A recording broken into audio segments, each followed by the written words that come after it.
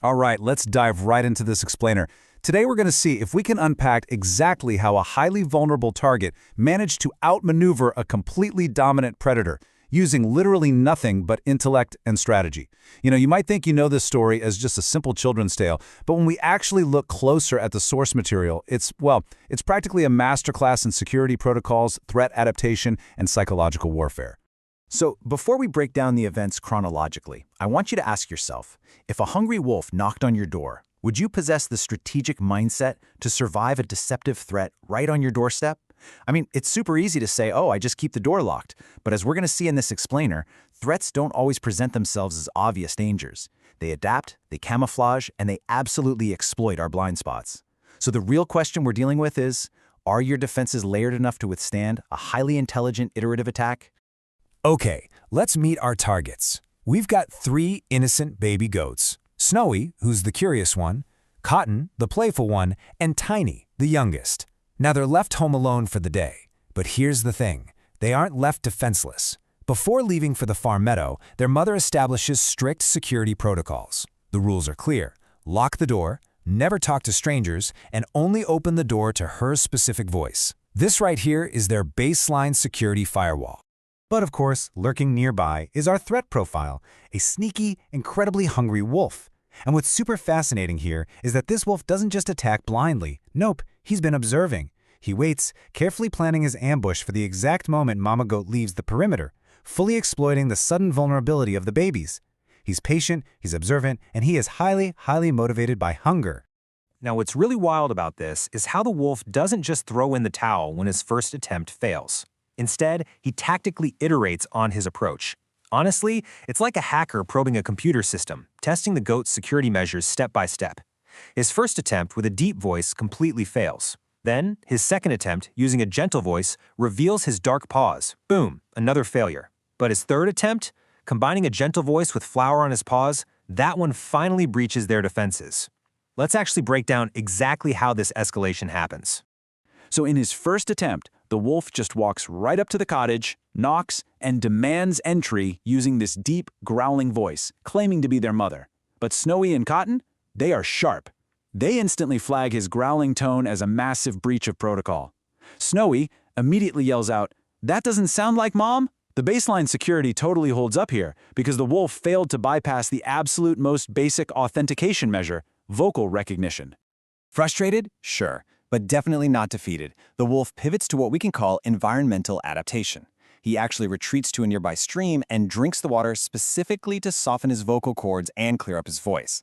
He heads back, knocks again, and this time he uses a gentle, sweet tone. And Snowy notes that, yeah, it sounds much closer to their mother. But thankfully, the goats don't just rely on one single sense. They use their tiny window to gather visual intelligence. And this visual check is exactly what saves them during the second attack. Tiny, the youngest goat, spots a critical mismatch. While the voice might sound right, the physical data is all wrong. He compares their mother's known profile, white hooves, with the dark paws he sees outside the window. This multi-factor authentication completely thwarts the wolf's second, much more sophisticated attack. Talk about advanced biometrics for baby goats, right? Realizing his visual flaw, the wolf completely alters his physical profile. He manages to find some white flour to cover his dark paws, engineering a brilliant way to bypass that final multi-factor check. He returns for a third time, knocks, uses the softened voice, and deliberately places his newly whitened paws right where the goats can see them. He has effectively patched the vulnerability in his own disguise. So what exactly happens when a disguise successfully bypasses every single layer of a security protocol? Well, the illusion becomes reality for the targets. Snowy sees the white paws, hears the soft voice, and deduces that it must actually be their mother. Tragically, the door is slowly opened. And the very moment the perimeter is breached, the wolf totally abandons his disguise and jumps inside, shifting instantly from deception straight to outright aggression. Absolute chaos ensues, but the baby goats instinctively resort to evasion. The terrified targets scatter into distinct defensive hiding spots to avoid immediate capture.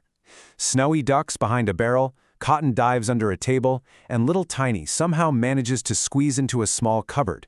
They know they're physically outmatched, so their only viable option right now is to conceal themselves and just wait for a rescue. And thankfully, that rescue arrives when Mama Goat returns from the meadow. She hears the crying and instantly understands that her home has been compromised.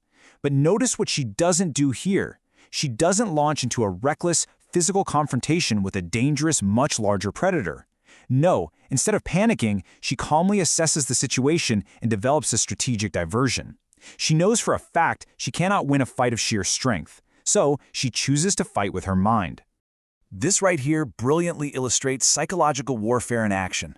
Mama Goat makes absolutely sure the wolf hears her. She calls out loudly, "Mr. Wolf, I know where a farmer keeps 10 fat sheep. They're much bigger than my tiny babies." She is directly leveraging the wolf's inherent greed. She knows the predator is entirely driven by hunger, so she offers an irresistible upgrade to draw his attention completely away from her vulnerable kids.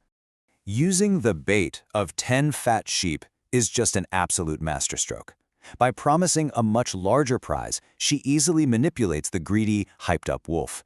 He immediately abandons his current targets because the perceived reward of the new target is just so incredibly high. Mama Goat tells him to follow her, and he complies willingly. I mean, she has taken complete control of the situation without throwing a single punch. It's truly amazing to witness that level of tactical control. But here's the twist. Mama Goat isn't taking him to a farmer. She leads the blinded, greedy wolf directly toward an environmental hazard she already knows about, an old, abandoned well cleverly camouflaged by leaves. She literally turns the landscape itself into a weapon against the predator, using her intimate knowledge of the local terrain to her absolute advantage. She tells him the sheep are just ahead and urges him to hurry up. Blinded by greed and pure anticipation, the wolf rushes forward without even looking. And it takes just one misstep.